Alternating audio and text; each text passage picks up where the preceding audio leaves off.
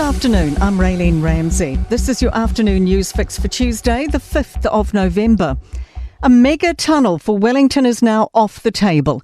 The government's announced it will build a second Mount Victoria tunnel as well as a second terrace tunnel. Ethan Manera reports. National campaigned on building a second Mount Vic tunnel, but once in government, floated the idea of a 4-kilometre long tunnel running under the city to the airport. Now, Transport Minister Simeon Brown's announced that the Transport Agency will build 2 smaller tunnels and make improvements to the Basin Reserve. Brown says this option will improve travel times through the city by 10 minutes. The Children's Minister says she can't confirm who third-party boot camp providers are who could use force on youth offenders.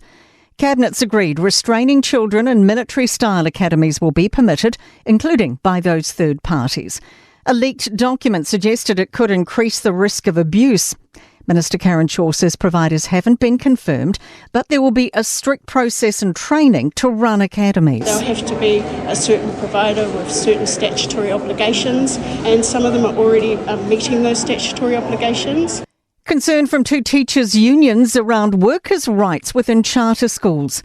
Education Union NZEI has laid a complaint with the International Labour Organisation, suggesting the legislation discriminates against unions. It's backed by the PPTA and the Council of Trade Unions. NZEI General Secretary Stephanie Mills says people in collective agreements will lose them if their state school converts to a charter. We think New Zealand has a reputation to maintain as a country which, is fair, a fair place to work in.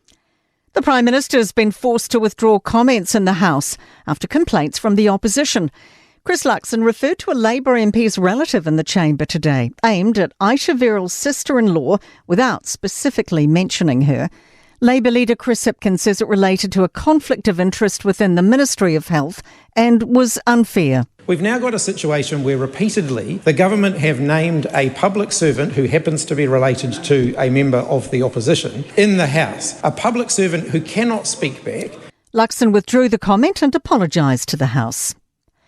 Good progress from councils on responses to climate challenges. The Auditor General's looked at how Environment Canterbury, Christchurch City, Nelson City and Whanganui District Councils are dealing with local impacts.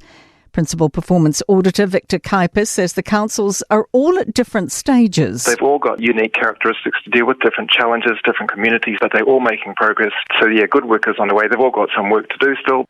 The report recommends keeping up community support through engagement and using formal reporting frameworks to feed back on priorities.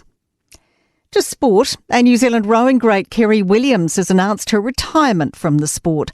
The 3-time Olympic medalist also won 5 senior world championship titles in a career which began in 2013. All Blacks wing Caleb Clark is dismissing the relevancy of last year's World Cup quarter-final ahead of a rematch with Ireland this weekend in Dublin. And Invercargill cyclist Tom Sexton has pipped Japanese rider Shunsuke Imamura for the win on stage 3 of the Tour of Southland. I'm Raylene Ramsey. That is your latest news fix, and we'll be back with the next update tomorrow morning from the Newstalk ZB newsroom.